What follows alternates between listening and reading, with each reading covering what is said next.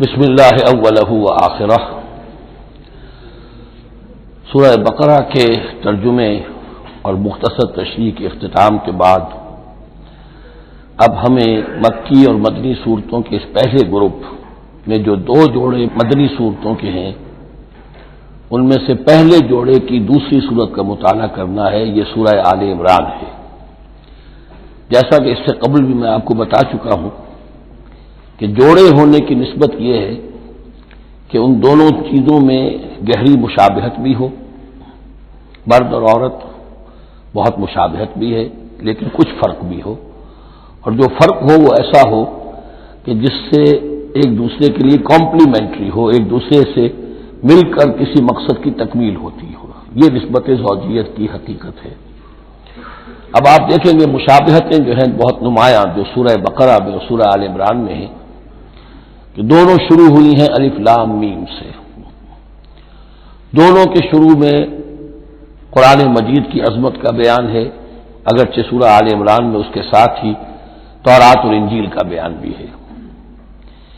دونوں کے اختتام پر بڑی عظیم آیات آئی ہیں۔ وہ آیت ہم پڑھ چکے ہیں جو سورہ بقرہ کے اختتام پر آئی ہے، جو کہ ایک عظیم دعا پر مشتمل ہے۔ عظیم ترین دعاؤں میں سے اس کو شمار کیا جا سکتا ہے، ربنا لا تؤاخذنا ان نسینا واخطانا۔ سورہ آل عمران کے آخری رکوع میں بھی ایک جامع دعا آئی ہے، وہ 3-4 آیتوں میں پھیلی ہوئی ہے، بڑی جامع دعا ہے۔ پھر جیسے میں نے آپ کو بتایا کہ سورہ بقرہ میں بھی یہ سورۃ الامتین ہے، دو امتوں سے بحث کر رہی ہے، گفتگو کر رہی ہے، خطاب کر رہی ہے۔ یہی معاملہ سورہ آل عمران کا بھی ہے، لیکن یہ فرق ہے کہ سورہ بقرہ میں زیادہ گفتگو ہے یہود کے بارے میں، اور سورہ آل عمران میں زیادہ گفتگو ہے آل عمران کے نصارہ کے بارے میں۔ تو گویا کہ اس طرح وہ تکمیل ہو رہی ہے کہ اہل کتاب کا جو ایک طبقہ تھا اور اہم تر طبقہ تھا یہود، دینی اعتبار سے ان کی اہمیت زیادہ تھی، چاہے تعداد میں وہ کم تھے اور کم ہیں، لیکن یہ کہ دینی اعتبار سے ان کی اہمیت زیادہ رہی ہے۔ دوسرا طبقہ ہے یہ عیسائیوں کا، لیکن یہ کہ ان کا تذکرہ وہاں بہت کم آیا، یہاں آپ کو اس سورہ آل عمران میں زیادہ خطاب ان سے ملے گا۔ پھر جیسے سورہ بقرہ کا پہلا نصف جو ہے وہ 18 رکوعوں پر اور 152 آیات پر مشتمل تھا، اور نصف ثانی جو ہے وہ 22 رکوعوں پر لیکن 134 آیات پر مشتمل تھا، تو تقریباً مساوی دو حصے تھے۔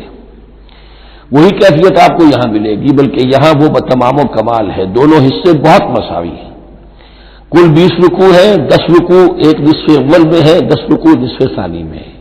صرف ایک آیت کا فرق ہے کہ پہلے 10 رکوعوں میں 101 آیات ہیں اور دوسرے 10 رکوعوں میں 99 آیات ہیں۔ پھر جیسے وہاں 3 حصے ہیں نصف اول کے، ویسے ہی یہاں بھی 3 حصے ہیں نصف اول کے، لیکن یہاں رکوعوں کی تقسیم نہیں ہے بلکہ آیات کی ہے۔ پہلی 32 آیات میں تمہیدی کلام ہے، جیسے کہ 4 رکوع سورہ بقرہ کی، اگرچہ وہاں روح سکون ابتدا ہی سے یہود کی طرف ہو گیا تھا، یہاں روح سکون ابتدا ہی سے نصارہ کی طرف ہے، لیکن یہ کہ یہاں کی 32 آیات اسی طرح تمہیدی کلام پر مشتمل ہے جیسی کہ سورہ بقرہ کے 4 رکوع۔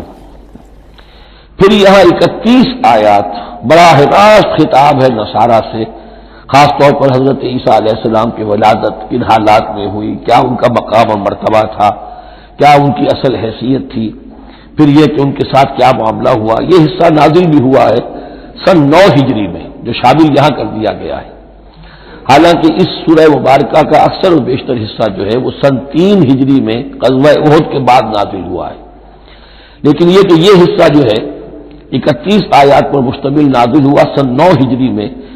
نجران ایک بستی تھی عرب کے جنوب میں یمن کی طرف، اور وہاں عیسائی آباد تھے، تو وہاں کے عیسائیوں کے سردار اور ان کے جو بڑے لاٹ پادری تھے وہ کچھ 70 عیسائیوں کا ایک وفد لے کر آئے حضور کی خدمت میں مدینہ منورہ میں، بات سمجھنے سمجھانے کے لیے کہ آپ کس بات کی دعوت دے رہے ہیں، اور کئی دن مقیم رہے اور بات پوری سمجھ بھی لی، خاموش بھی ہو گئے، پھر بھی بات نہیں مانی تو حضور نے مباہلے کی دعوت دی، اس چیلنج کو قبول کیے بغیر وہاں سے چلے گئے، لیکن یہ کہ بہرحال انہوں نے جو ترتیب جس شدت کے ساتھ ہونی چاہیے تھی ان کی طرف سے وہ بھی نہیں کی، یہ شرافت کا انہوں نے مظاہرہ کیا۔ بہرحال یہ 9 رکوع جو 31 آیات ہے سن 9 میں نازل ہوئی۔ یہی نوٹ کر لیجئے کہ سورہ بقرہ کی بھی ایک بات میں بتانے سے میں بھول گیا اس وقت کہ جو سود سے متعلق احکام ہیں، جو رکوع ہے، جو 38واں رکوع ہے سورہ بقرہ، یہ بھی تقریباً سن 9 میں نازل ہوا ہے۔ گویا کہ وہ مشابہت بھی موجود ہے کہ اگرچہ سورہ بقرہ کا اکثر و بیشتر حصہ غزوہ بدر سے قبل نازل ہوا، لیکن اس میں بھی کچھ آیات وہ ہیں جو سن 9 ہجری میں نازل ہوئی ہیں اور سود کے بارے میں آخری حکم ہے۔ اسی طریقے سے یہاں جو یہ نجران کے عیسائیوں سے خطاب کے لیے جو آیات نازل فرمائی گئیں، یہ سن 9 میں نازل کی گئی، لیکن شامل ہے سورہ آل عمران میں کہ جس کا اکثر و بیشتر حصہ سن 3 ہجری میں غزوہ احد کے بعد نازل ہوا ہے۔ پھر جیسے سورہ بقرہ کے نصف اول کا جو آخری تیسرا حصہ تھا، وہ 15واں، 16واں، 17واں، 18واں رکوع، اس میں یہ کہ حضرت ابراہیم کا ذکر تھا، خانہ کعبہ کا ذکر تھا، اسی طریقے سے وہی بات یہاں ملے گی آپ کو۔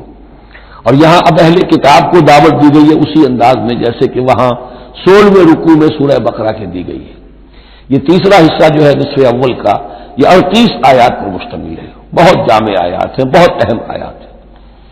اس کے بعد نصف ثانی شروع ہو جاتا ہے جس میں کہ یا ایھا الذین آمنوا، جیسے 19ویں رکوع سے شروع ہوا سورہ بقرہ میں یا ایھا الذین آمنوا استعینوا بالصبر والصلاۃ ان اللہ مع الصابرین، یہاں اب یہ 11واں رکوع جو ہے وہ شروع ہوگا یا ایھا الذین آمنوا اتقوا اللہ حق تقاتہ ولا تموتن الا وانتم مسلمون۔ یہ جو نصف ثانی کے 10 رکوع ہیں، ان کی تقسیم یہاں پر عمودی ہے، افقی نہیں ہے، پھر تقسیم کر سکتے ہیں۔ پہلے 2 رکوعوں میں زیادہ خطاب مسلمانوں سے ہے، اور پھر اگرچہ روح سکون جو ہے پھر اہل کتاب کی طرف بھی ہے۔ پھر 6 رکوع مسلسل ہیں غزوہ احد کے حالات پر مشتمل، جو مسائل سامنے آئے ان پر تبصرہ، جو مسلمانوں سے غلطیاں ہوئیں ان پر گرفت، آئندہ کے لیے ہدایات۔ تو یہ پورے 60 آیات ہیں تقریباً، اور 6 رکوعوں پر پھیلی ہوئی ہیں۔ یہ سب کے سب یہ سمجھیے کہ قرآن مجید کا ایک مستقل باب ہے، چیپٹر ہے، غزوہ احد اس کا عنوان ہو سکتا ہے، لیکن قرآن میں اس طرح سے چیپٹر بنائے نہیں گئے ہیں، بلکہ یہ صورتیں ہیں کہ جو میں نے جیسا کہ ابتدا میں عرض کیا تھا تعارف قرآن کے ضمن میں کہ یہ مجموعہ خطبات الہیہ ہے، ایک خطبہ نازل ہو رہا ہے اور اس کے اندر جو مضامین آ رہے ہیں، لیکن ان میں ربط اور ترتیب ہے۔ اس ربط اور ترتیب پر توجہ اب تک کم ہوئی ہے، لیکن اب اس دور میں قرآن حکیم کے علم و معرفت کا یہ پہلو بھی اب زیادہ نمایاں ہوا ہے کہ اس میں بعض نظم ہے، نظام القرآن، اس کے اندر تنظیم ہے، اس میں آیات کا آپس میں ربط ہے، سورتوں کا سورتوں سے ربط ہے، اور ایسے ہی یہ جو ہے الٹب کلام نہیں۔ پھر آخری 2 رکوع، وہ ان میں سے ایک تو جو ہے آخری رکوع وہ تو بہت ہی جامع ہے، اور اس میں وہ عظیم دعا بھی آئی ہے، اور فلسفہ ایمان کے بارے میں اہم ترین بحث ہے کہ جو اس مقام پر آئی ہے۔ اور اس طریقے سے اور جو اس سے پہلے کا رکوع ہے 19واں رکوع، وہ بھی در حقیقت کنکلوڈنگ جس کو کہا جاتا ہے، سم اپ کرتے ہوئے پوری سورہ مبارکہ کے مضامین کو، بڑے جامع مضامین پر مشتمل ہے۔ تو اس طرح آپ دیکھیں گے اور جگہ جگہ آپ دیکھیں گے کہ بعض اوقات تو الفاظ وہی آ رہے ہیں، وہی انداز ہے۔ وہاں بھی کہا گیا تھا مسلمانوں تم کہو ہم ایمان رکھتے ہیں اللہ پر اور جو کچھ ہم پر نازل کیا گیا اور جو کچھ ابراہیم پر اور اسحاق پر، وہی آپ کو آیات یہاں بھی ملیں گی۔ حضرت ابراہیم کا ذکر وہاں ہے، یہاں بھی ملے گا۔ یہود پر ضربت علیہم الذلۃ والمسکنہ والی آیت وہ یہاں بھی آئے گی۔ ذرا ترتیب کا فرق ہے، اور اسی ترتیب کے فرق کی وجہ سے ہمارے قاری صاحب جو ہیں حافظ مقبول صاحب، وہ چکر کھاتے رہے ہیں کہ سورہ بقرہ میں وہ اس مقام کو پڑھتے ہوئے اور وہ چلے جاتے تھے سورہ آل عمران میں۔ تو یہ متشابہ کہلاتے ہیں، قرآن مجید میں متشابہ، اور یہ حفاظ کے لیے مشکل ترین مقام ہوتے ہیں کہ تیزی میں روانی میں وہ اس سے مشابہ جو مقام ہے وہ ادھر منتقل ہو جاتے ہیں۔ لیکن مضامین کے اندر آپ کو اتنی گہری مناسبت نظر آئے گی کہ جس کو میں نے تشبیہ دی ہے زوجیت۔ ظاہر بات ہے کہ ہر حیوان کا جوڑا جو ہوتا ہے وہ یوں سمجھیے کہ 90% تو ایک دوسرے سے مشابہ ہوں گے، لیکن یہ کہ ان میں 5-10% کا فرق بھی ہوگا، اور وہ فرق بھی ایسا ہوگا کہ جو دونوں کے جمع ہونے سے کوئی نیا مقصد پیدا ہو رہا ہے۔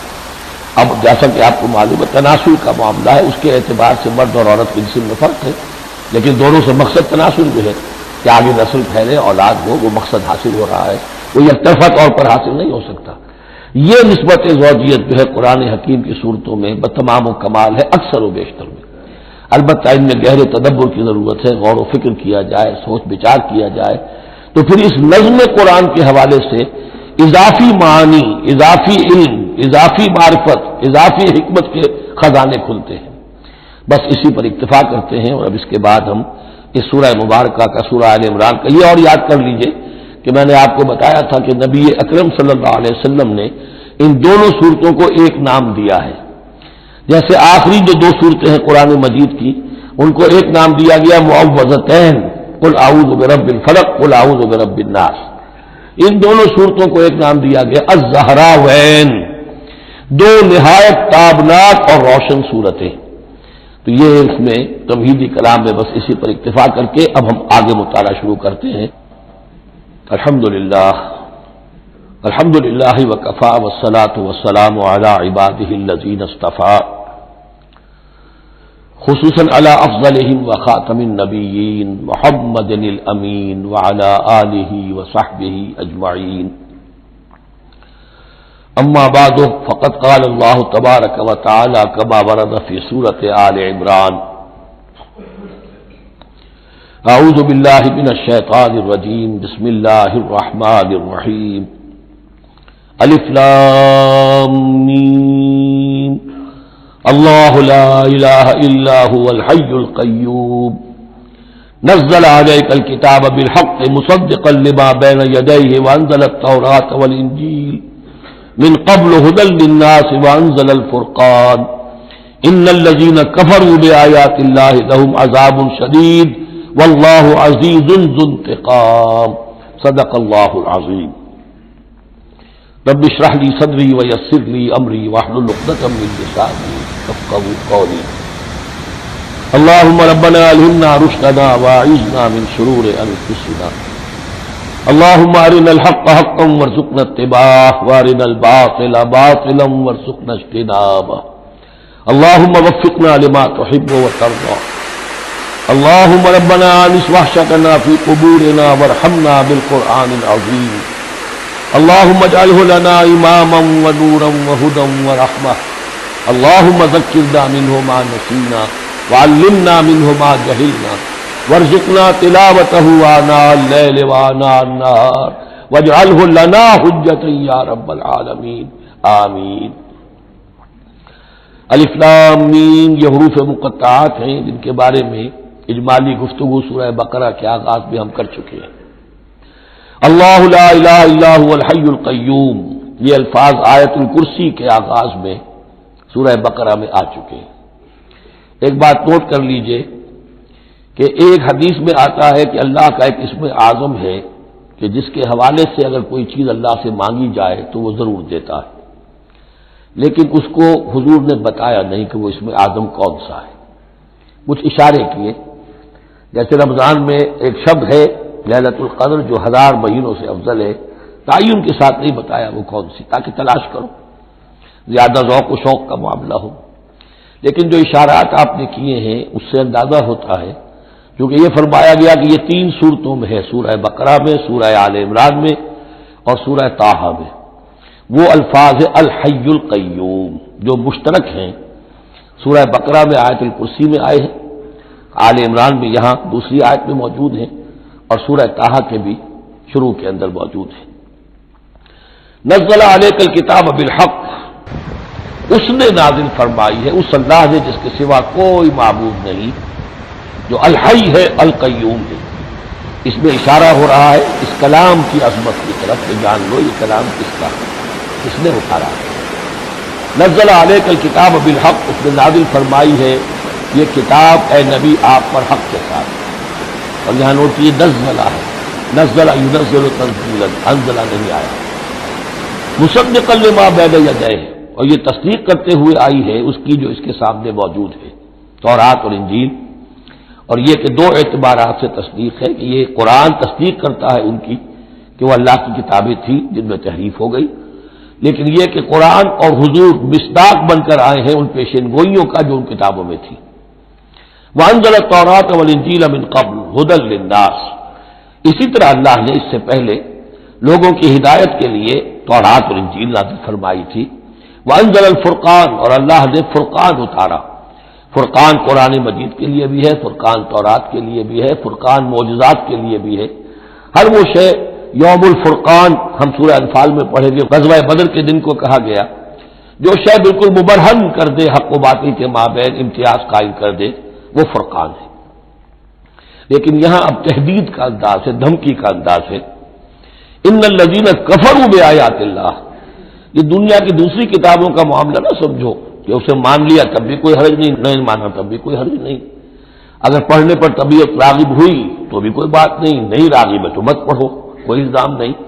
یہ کتاب ویسی نہیں ہے، بلکہ یہ کتاب تو اب اگر نہیں مانو گے، ایمان نہیں لاؤ گے، تو ان الذین کفروا بآیات اللہ لہم عذاب شدید، تو ان کے لیے بہت سخت سزا ہوگی، واللہ عزیز ذو انتقام، اور اللہ تعالی زبردست ہے، انتقام لینے والا ہے۔ یہ لفظ بہت اہم ہے کہ اللہ تعالیٰ جہاں رؤوف ہے، رحیم ہے، شفیق ہے، غفور ہے، ستار ہے، لیکن ساتھ ہی شدید ذو انتقام بھی ہے، عزوز ذو انتقام بھی ہے، شدید العقاب بھی ہے۔ یہ دونوں شانیں اللہ کی ذہن میں رہنی چاہیے۔ ان اللہ لا یخفی علیہ شیء فی الارض ولا فی السماء، یقیناً اللہ پر کوئی شے مخفی نہیں ہے، نہ آسمان کی نہ زمین کی۔ هو الذی یصورکم فی الارحام کیف یشاء، پہلی چیز اللہ کے علم سے متعلق تھی، اور یہ اللہ کی قدرت سے متعلق ہے۔ وہی ہے کہ جو تمہاری نقشہ کشی کر دیتا ہے، صورت بنا دیتا ہے تمہاری ماؤں کے رحموں میں جیسا چاہتا ہے، کسی کے پاس چوائس نہیں ہے کہ وہ اپنا نقشہ خود بنائے۔ لا الہ الا هو العزیز الحکیم، اس کے سوا کوئی معبود نہیں، اور یہ کہ وہی العزیز ہے اور الحکیم ہے۔ هو الذی انزل علیک الکتاب منہ آیات محکمات ہن ام الکتاب واخر متشابہات، وہی ہے جس نے آپ پر یہ کتاب نازل فرمائی، کسی کسی جگہ انزلہ کا لفظ بھی آ جاتا ہے، اور یہ ہوتا ہے ردم کے اعتبار سے، کیونکہ قرآن مجید کی اپنی ایک ملکوتی غنا ہے، اس کی ایک موسیقی ہے، ڈیوائن میوزک ہے، تو اس میں جو ردم کے حوالے سے اگر ضرورت ہو تو یہ الفاظ ایک دوسرے کی جگہ آ جائیں گے۔ منہ آیات محکمات، اس میں کچھ آیات تو ہیں محکم، پختہ، حکم جیسا کہ میں نے بتایا، حکمت عقل کی پختگی، محکم آیت، پختہ آیت، جس کا مفہوم بالکل واضح ہو، جس کو ادھر سے ادھر کرنے کی کوئی گنجائش نہ ہو۔ ہن ام الکتاب، اس کتاب کی جڑ اور اساس اور بنیاد وہی ہے۔ وَأُخَرُ متشابہات، اور کچھ متشابہ کہ جن کا حقیقی اور صحیح مفہوم معین کرنا بہت مشکل ہے، بلکہ عام عادات میں ناممکن ہے۔ یہ میں تفصیل سے تعارف قرآن کی ضمن میں کر چکا ہوں۔ آیات الاحکام جتنی بھی ہے وہ سب محکم ہے، یہ کرو یہ نہ کرو، یہ حرام یہ حلال ہے۔ لیکن یہ کہ جو بھی آیات ہیں کہ جن میں بحث ہے عالم غیب سے، اللہ کی ذات و صفات، کیا تصور کریں؟ اللہ کا ہاتھ، اللہ کا چہرہ، اللہ کی کرسی، اللہ کا عرش، کیا تصور کریں؟ اسی طریقے سے فرشتے، عالم غیب کی شے، عالم برزخ قبر میں کیا ہوتا ہے، اسی طرح عالم آخرہ جنت اور دوزخ کی اصل حقیقتیں ہم نہیں سمجھ سکتے، اس میں ہمارے ذہن کے قریب لا کر کچھ باتیں بتا دی گئی ہیں۔ ما لا یدرک کلہ لا یترک کلہ، اجمالی تصور قائم ہو جانا چاہیے، اس کے بغیر تو راستہ سیدھا رہے گا نہیں آدمی کا، لیکن ان کی تفاصیل میں نہیں جانا چاہیے۔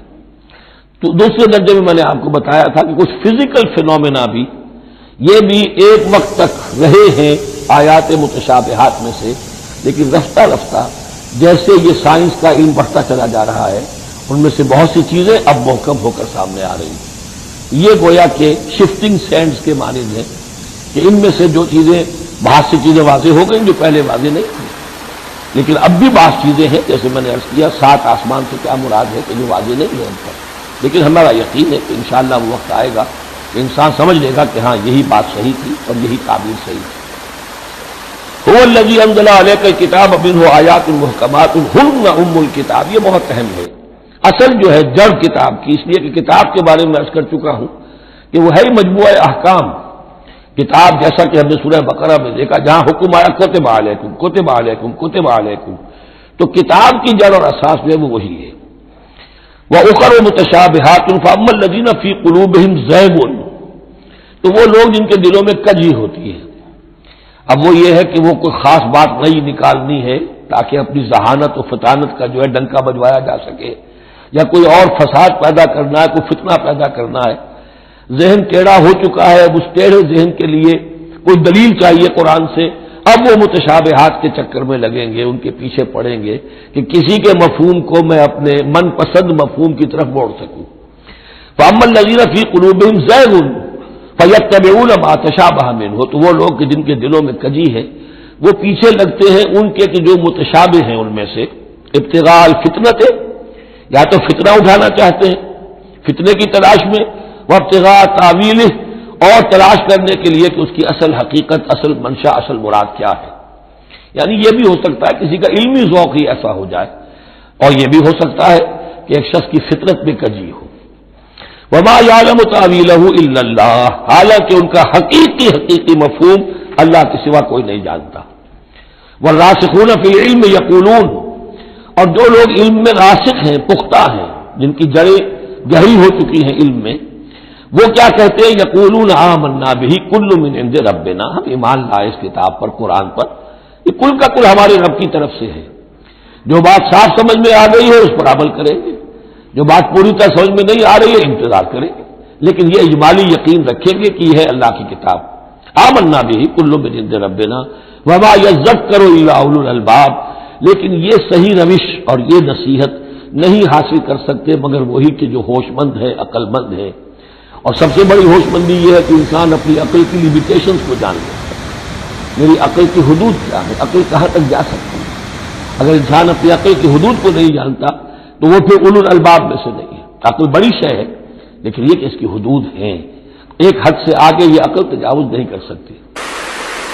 گزر جا عقل سے آگے کہ یہ نور چراغ راہ ہے، منزل نہیں، منزل تک پہنچانے والی شے جو ہے وہ عقل نہیں ہے، وہ قلب پہنچائے گا۔ لیکن یہ کہ بہرحال عقل ایک روشنی دیتی ہے، حقیقت کی طرف اشارے کرتی ہے۔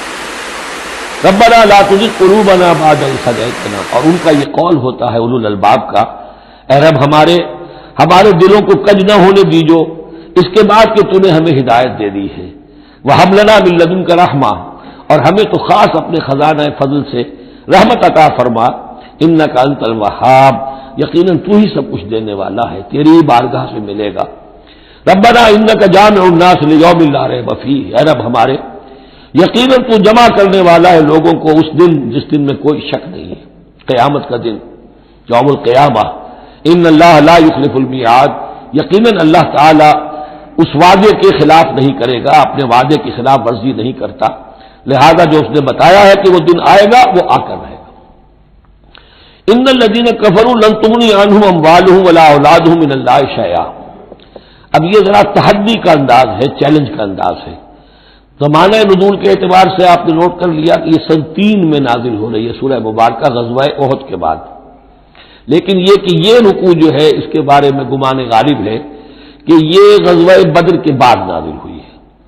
غزوہ بدر جو ہے اس میں ایک طرح مسلمانوں کو بڑی زبردست فتح حاصل ہوئی تھی، تو مسلمانوں کا مورال بہت بلند تھا، لیکن ایسی روایات بھی ملتی ہیں کہ جب مسلمان بدر سے کامیاب ہو کر، غازی بن کر، فتح یاب ہو کر واپس آئے تو جو یہودی قبیلے تھے مدینے کے، ان میں سے بعض لوگوں نے کہا کہ مسلمانوں اتنا نہ اتراؤ، یہ کچھ قریش کے ناتجربہ کار چھوکرے تھے جن سے تمہارا مقابلہ پیش آیا ہے، اگر ہم سے کبھی اس کا مقابلہ پیش آیا تو معلوم ہوگا، تب دن میں تارے نظر آئیں گے وغیرہ وغیرہ۔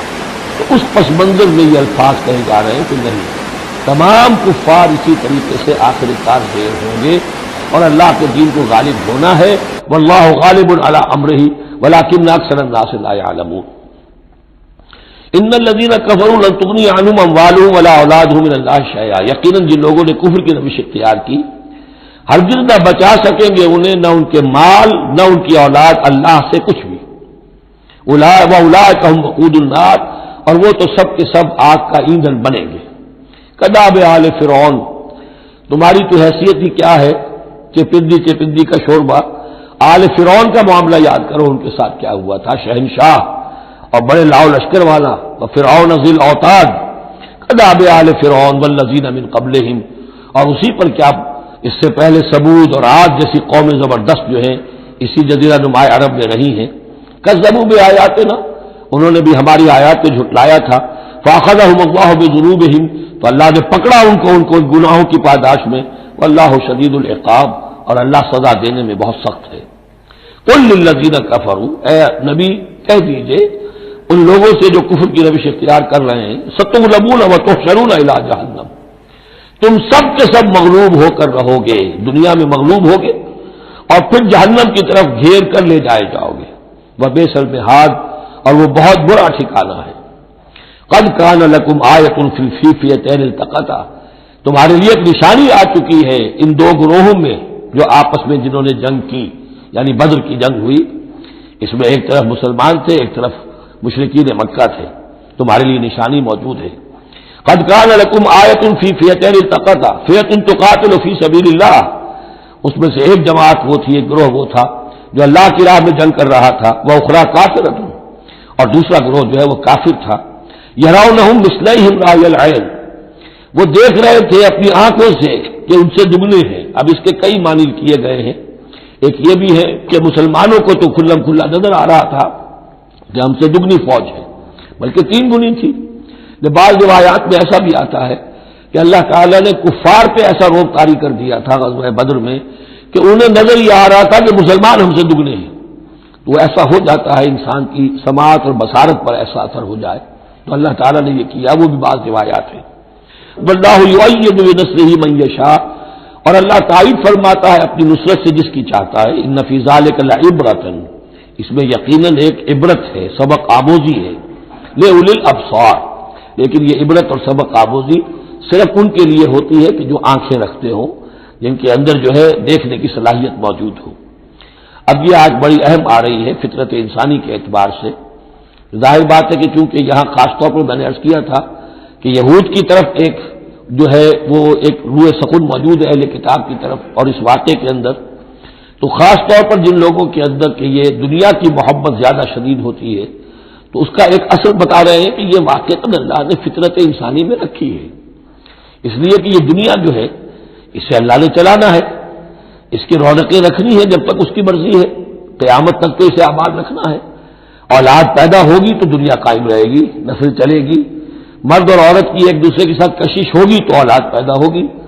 اور یہ تمام چیزیں جو ہیں، دولت کی کوئی طلب ہوگی تو آدمی محنت کرے گا، مشقت کرے گا، کمائے گا. تو اس لیے یہ چیزیں فطرت انسانی میں ہیں، یہ بیسک اینیمل انسٹنکٹس ہیں. بس ضرورت اس بات کی ہوتی ہے کہ انسٹنکٹس کو دبا کر رکھا جائے، اللہ کی محبت، اللہ کی شریعت کو اس سے بالا کر رکھا جائے. بس یہ نہیں ہے کہ ان کو ختم کر دیا جائے. سیلف اینیہیلیشن اسلام میں نہیں ہے، یہ رہبانیت ہے کہ اپنے نفس کو کچل دو، ختم کر دو. نہیں، سیلف کنٹرول، اپنے آپ کو کنٹرول میں رکھو. یہ منہ زور گھوڑا ہے نفس انسانی کا، لیکن جتنا طاقتور گھوڑا ہوگا اتنا ہی آپ کے لیے تیز دوڑنا جو ہے وہ آسان ہوگا. لیکن جتنا منہ زور اور طاقتور گھوڑا ہے اتنا ہی اسے قابو میں رکھنے کی ضرورت بھی ہے، ورنہ اگر اس کے رحم و کرم پر سوار آ گیا تو جہاں چاہے گا پٹخنی دے دے گا. تو اس اعتبار سے سیلف کنٹرول ہو، گھوڑا پورا قابو میں ہو. البتہ یہ ہے کہ سیلف کو، اپنے نفس کو، اس کو کچل ڈالنا، سیلف اینیہیلیشن، یہ اسلام میں نہیں. زین للناس حب الشہوات من النساء، مزین کر دی گئی ہے لوگوں کے لیے ایک تو محبت جو ہے، شہوت کی محبت خواتین کے بارے میں. اب دیکھیے یہاں بھی قرآن مجید گویا کہ ایک طرح سے تائید کر رہا ہے فرائڈ کی. اس کے نزدیک سب سے پورٹنٹ فیکٹر جو ہے، سب سے پورٹنٹ جو موٹیو ہے انسان کا، وہ سیکس ہے. اور یہاں بھی اللہ تعالیٰ نے سب سے پہلے اسی کا ذکر کیا ہے. اگرچہ میرے نزدیک ضروری نہیں ہے، اس لیے کہ دوسری جگہوں پر پیٹ جو ہے معاشی ضرورت یہ اس سے بھی سخت ہو جاتی ہے. لیکن یہ کہ واقعتاً یہ حضور نے بھی فرمایا ہے صلی اللہ علیہ وسلم، ما ترکت بعدی فتنۃ اضر علی الرجال من النساء، میرے بعد اب مردوں کے لیے عورتوں کے فتنے سے بڑا فتنہ اور کوئی نہیں ہے. ان کی محبت جو ہے وہ انسان کو کہاں سے کہاں لے جاتی ہے. بلعام بن باورا یہود کے اندر ایک بہت بڑا عالم اور فاضل شخص تھا، ایک عورت کے چکر میں آ کر اور وہ شیطان کا پیرو بن گیا. وہ قصہ آئے گا سورہ اعراف کے اندر. تو واقعہ یہ ہے، ایک فطرت کے اندر ہے تو صحیح، محبت تو ہے. زین للناس حب الشہوات من النساء والبنین، اور بیٹے انسان کو بہت پسند ہے، بیٹے ہوں، اس کا نام چلتا رہے، بڑھاپے کا سہارا بنے. والقناطیر المقنطرۃ من الذهب والفضہ، اور یہ کہ خزانے ہوں جمع کیے ہوئے سونے کے اور چاندی کے. والخیل المسومۃ، اور گھوڑے ہوں بڑے نسل والے گھوڑے جو ہیں جن پر کے نشان لگے ہوئے ہوتے ہیں، پیڈگری ہوتی ہے ان کی. والانعام، اور مویشی ہوں، مال جو ہے پنجاب میں اور سرائکی کے علاقے میں مال کہتے ہی جانوروں کو ہے، ان حیوانات کو ہے مال مویشی. والانعام والحرث، اور کھیتی. ذالک متاع الحیات الدنیا، بس جو نقطۂ اعتدال ہے وہ یہ ہے کہ جان لو یہ ساری چیزیں اس دنیا کی زندگی کا ساز و سامان ہے. اس زندگی کے لیے ضروریات کی حد تک ان سے فائدہ اٹھانا اس میں کوئی بری بات نہیں. لیکن واللہ عندہ حسن المآب، لیکن اللہ کے پاس ہے اچھا لوٹنا. وہ جو ہے جو اللہ کے پاس ہے اس کے مقابلے میں یہ کچھ بھی نہیں. اگر یہ ایمان بالآخرہ ہے تو پھر تو انسان ان تمام چیزوں کو، اپنے تمام جذبات و میلانات کو ایک حد کے اندر رکھے گا، اس سے آگے نہیں آنے دے گا. لیکن اگر ان میں سے کوئی ایک شے بھی اتنی زوردار ہو گئی اس کی محبت کہ آپ کے دل کے اوپر اس کا قبضہ ہو گیا تو بس آپ گئے. اب وہی ند ہے، وہی اب آپ کا معبود ہے، چاہے وہ دولت ہو، چاہے وہ کوئی اور شے ہو، وہ اب آپ کا معبود بن جائے گی. قُلْ أُنَبِّئُكُم بِخَيْرٍ مِّن ذَلِكُمْ، ان سے کہیے کہ کیا میں تمہیں بتاؤں کہ ان تمام چیزوں سے بہتر شے کون سی ہے؟ لِلَّذِينَ اتَّقَوْا عِندَ رَبِّهِمْ جَنَّاتٌ تَجْرِی مِن تَحْتِهَا الْأَنْہَارُ خَالِدِینَ فِیہا. وہ لوگ کہ جو اپنے رب کا تقوی اختیار کرتے رہے. تقوی یہی ہے کہ اپنے نفس کا بھی حق ہے دو، اِنَّ لِنَفْسِکَ عَلَیکَ حَقًّا، لیکن ناجائز راستے سے نہیں. تمہارے پیٹ کا بھی حق ہے، اس کا ادا کرو، لیکن عقل حلال سے. تمہاری اولاد کا تم پر حق ہے، اِنَّ لِنَفْسِکَ عَلَیکَ حَقًّا وَإِنَّ لِزَوْجِکَ عَلَیکَ حَقًّا وَإِنَّ لِزَوْرِکَ عَلَیکَ حَقًّا. تمہارے ملاقاتی آتے ہیں ان کا بھی تم پر حق ہے، وہ حقوق ادا کرو، لیکن اللہ سے اوپر کسی حق کو فائز نہ کر دینا. بس یہ ہے اصل بات. اگر تو یہ اگر حفظ مراتب نہ کنی زندگی، اگر یہ حفظ مراتب نہیں ہوگا تو گویا کہ اب آپ گئے، دین اور دنیا سب گئی. تو للذین اتقوا عند ربہم جنات، ان کے لیے ایسے باغات ہیں تجری من تحتہا الانہار، جن کے دامن میں ندیاں بہتی ہوں گی، خالدین فیہا، اس میں وہ ہمیشہ رہیں گے. وازواج مطہرۃ، اور بڑی ہی پاک عورتیں ہوں گی. ورضوان من اللہ، اور اللہ کی رضوان ہوگی، اللہ کی رضا ہوگی جو سب سے بڑی شے ہے. واللہ بصیر بالعباد، اور یقیناً اللہ تعالیٰ اپنے بندوں کو دیکھ رہا ہے. الذین، وہ کون سے بندے ہیں اس کے خاص؟ الذین یقولون ربنا اننا آمنا، جو یہ کہتے رہتے ہیں پروردگار ہم ایمان لے آئے. فاغفر لنا، پس ہمیں بخش دے، ذنوبنا، ہمارے گناہ، وقنا عذاب النار، اور ہمیں آگ کے عذاب سے بچائیو. اب ان کی بدح میں الفاظ استعمال ہو رہے ہیں. یہ کون لوگ ہیں جو یہ دعا کرتے ہیں؟ ان کے یہ اوصاف ہیں، اور اس میں گویا کہ تلقین ہے. اگر اللہ سے یہ دعا کرنا چاہتے ہو کہ اللہ تمہیں تمہارے گناہ بخش دے اور تمہیں جہنم کے عذاب سے بچائے، تو یہ اوصاف اپنے اندر پیدا کرو.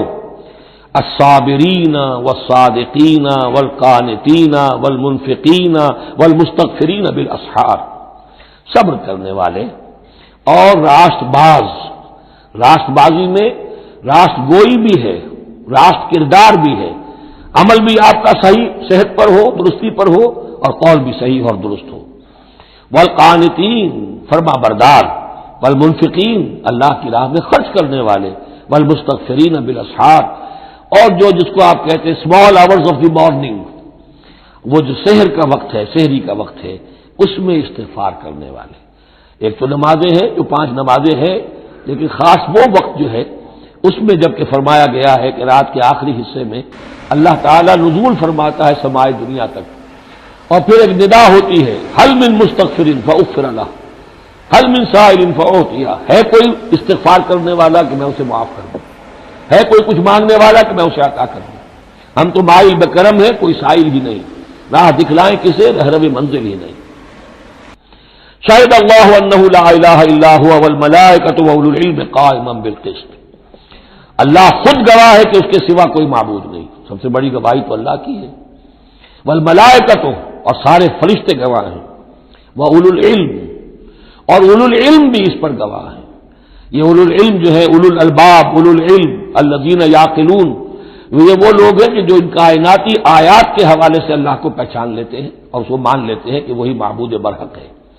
جو ہم نے 20ویں رکوع کی پہلی آیت پڑھی تھی سورہ بقرہ کی، ان فی خلق السماوات والارض واختلاف اللیل والنہار والفلک التی تجری فی البحر بما ینفع الناس، اور یہ تمام بہت سے فینومینا آف دی نیچر بیان کر کے لآیات لقوم یعقلون.